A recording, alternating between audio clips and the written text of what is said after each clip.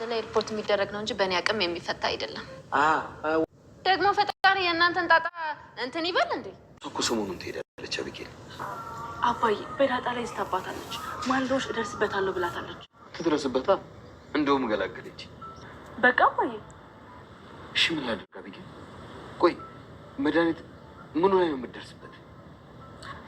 ዳጣ በስልክ የምታወራው ነገር ቀርጻ አባዬ በስልክ ትግል መሰለኝ ተቀበል። ሰላም፣ ይሄ የመጨረሻ ድጋሚ ይህንን ጥያቄ አላነሳብሽ። አውትዬ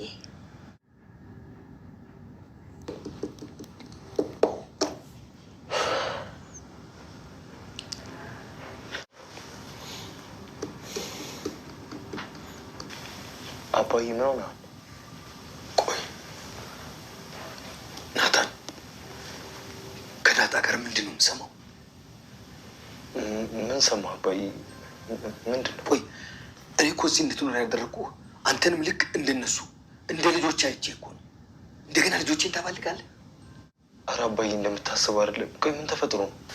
እሱን ተወው፣ ስለ እሱ ሌላ ጊዜ እናወራለን። አሁን ለሌላ ጉዳይ ነው የፈለኩ።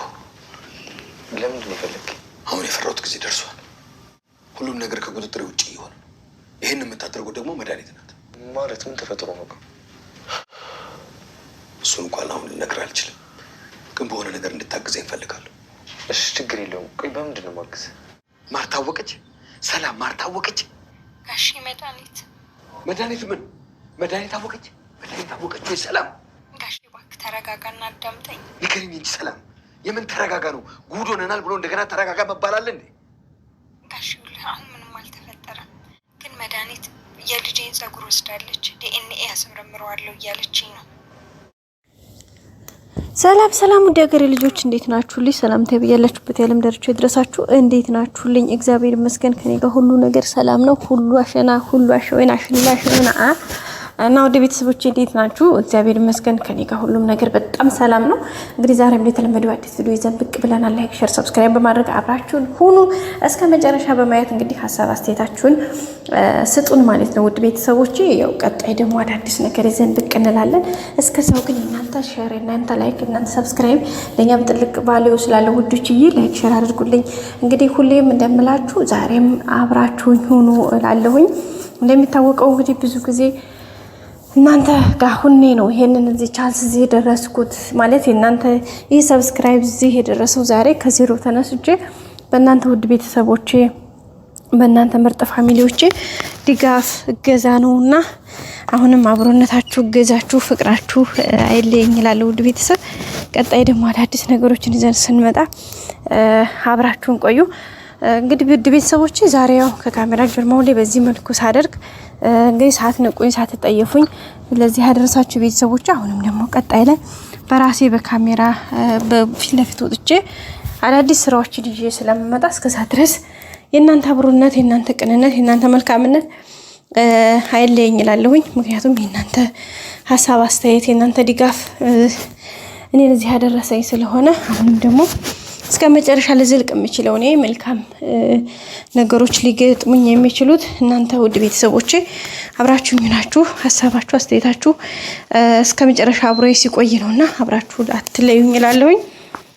እንግዲህ ዛሬም እንደተለመደው በአዲስ ቪዲዮ መጥተናል። ዳጣ ድራማ እንግዲህ ብዙ የተማርንበት ብዙ ነገሮችን ያየንበት ድራማ ነው። እንግዲህ ብዙ ነገር በቃ ብዙ ተምረንበታል ብዬ እኔ በራሴ ብዙ ነገር የተማርኩበት ብዙ ነገሮችን ያስተዋልኩበት ለካ ይሄም አለው ለካ እንደዚህም አለው ብዬ ራሴን የገመገምኩበት ብዙ ነገሮች ናቸው። ብዙ ነገሮችን አይቻለሁኝ እግዚአብሔር ይመስገን። ከነዚህም እንግዲህ የመጀመሪያው በተለይ ለኔ በጣም ትልቁ አርአዬ ወይዘሮ ማርታ ናት። ወይዘሮ ማርታ ችግሮቹን ሳይገቧት ቀርተው ሳታውቃቸው ቀርታ ሁኔታዎች ሳይረዳት ቀርቶ ሳይገባት ቀርቶ ሳይሆን እየገባት እንዳልገባት አይታ እንዳላየች ሰምታ እንዳልሰማች በሆና ነው ይህን ነገር ያሳለፈችው ትዳሯን፣ ቤቷን፣ ህይወቷን ለመጠበቅ ለዛ ነው ውድ ቤተሰቦቻችን። ስለዚህ ይሄ ደግሞ በጣም ትልቅ የሴትነት ትልቁ መግባር ወይም ደግሞ ትልቁ ስብዕና ነው ብዬ ነው ማስበውና ትዳርን፣ ቤትን፣ ልጅ እንዳለማፍረስ የሚከፈል መስዋዕትነት ዛሬም እንግዲህ በብዙ አይነት ዙሪያ እንደምናያቸው በሀገራችን ኢትዮጵያ ውስጥ ብዙ አይነት ትዳሮች አሉ፣ ብዙ አይነት ህይወቶች አሉ። እነሱ የሚሆኑት ወይም ደግሞ እነሱ እየሆኑ ያሉት ብዙ ነገር ሳይችሉ ቀርተው አይደለም። ትዳር ማለት መተሳሰብ፣ መመካከር ነው እንጂ ፍጹም ማለት አይደለም። ትዳር ላይ ስህተት አለ፣ ተሳሳታላችሁ ሰዎች አይደላችሁ። ግን ለስህተት ምክክርን፣ ለክርክር መፍትሄን፣ ቁጭ ብሎ መመካከርን፣ መወያየትን እንትናችን አላማችን ራዕያችን አድርገን ስንይዝ ነው ሁሉም ነገር ሊስተካከል የሚችለው። አለዛ ግን በፍጹም ሊሆን አይችልም። እና በቃ ደስ የሚል ታይም ነበረው። በጣም ብዙ ነገር አለውና ስለዚህ ትዳር ላይ ይሄም አለ ወይ? በተለይ ደግሞ ወይዘሮ ማርታ የምታልፍበትን መንገድ ለባሏን ምን ያክል እንደምታምነው። በነገራችን ላይ ተማመንና ከመታመን የቱ ከብዳል ጋይስ? ከባዱ ነገር የትኛው ነው? እናንተ ተብላችሁ ብትጠየቁ ተማመን ሰዎችን ከማመንና እናንተ ከመታመን የት ነው ከባዱ? ከባዱ መታመን ነው ጋይስ። ማርያም እናንተ ሰው አምኗችሁ በታመናችሁበት አለመገኘት በጣም ከባድ ነው። ማመን ግን ቀላል ነው። ሰዎችን አምናችሁ ትተዋቸዋላችሁ። የእምነት ዕዳ የሚሆንባቸው እነሱ ናቸው። ግን እናንተ ታምናችሁ ሳትገኙ በእምነታችሁ ሳትገኙ መቅረት የሞት ነው። አንደኛ ለአእምሯችሁ ለህሊናችሁ በጣም ከባድ ስለሆነ ማለት ነው ውድ ቤተሰቦቼ። እና እኔ እሱ ነገር ነው የሚታየውና ሌላው ነገር እግዚአብሔር ይመስገን ሁሉም ነገር በትዕግስት ይታለፋልና ይሄን ያክል ማመኗ ማርታ ደረጀን ያመነችበት መንገድ አሁን ደረጀ እኮ ይሄን ያክል የተጸጸተው ይሄን ያክል የሚናደደው አሁንም ደጋግሞ አእምሮ በጣም እየፈተነው ያለው ማርታ በዚህ ልክ ስላመነችው ነው። ባታምነው በተጠረጠረው እኮ እሱ ራሱ እንደዛ አይሰቃይም ነበር። አያችሁት አይደለ? መታመን በጣም ከባድ ነው ጋይስ። አያችሁት? መታመን በጣም ከባድ ነው። ማመን ግን ቀላል ነው። ማርታ አሁን አመነችው خلاص ምንም ንጹህ ነው አእምሮዋ። ታውቃላችሁ ንጹህ ጽድት ያለ ነው። አሁን ሙሉ የአእምሮ ወዲያው ሙሉ ተጠያቂው ማን ሆነ? ደረጀ። አያችሁት? እንደዛ ሲሆን እንግዲህ በጣም ከባድ ነውና እሱን ነገር ነው እንዳጠቃላይ ያየንበት። መታመን በጣም ከባድ ነው። መታመን ዕዳ ነው።